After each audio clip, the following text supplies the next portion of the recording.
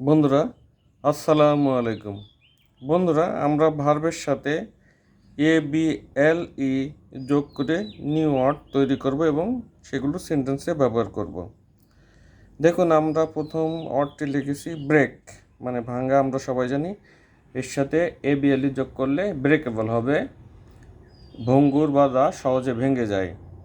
আমরা বাক্যে ব্যবহার করলে হবে put it carefully, it's easily breakable. Eat খাওয়া, ইটেবল খাওয়ার যোগ্য বা যা খাওয়া যায়। The fruit is not eatable ফলটি খাওয়ার যোগ্য নয়। লিসেন, লিসেনেবল শ্রবণযোগ্য। The song of the movie was very listenable. এভাবে আমরা ABLE যোগ করে নতুন ওয়ার্ড তৈরি করতে পারবো এবং সেন্টেন্সে ব্যবহার করতে পারবো। থ্যাংক ইউ, সাথে থাকবেন।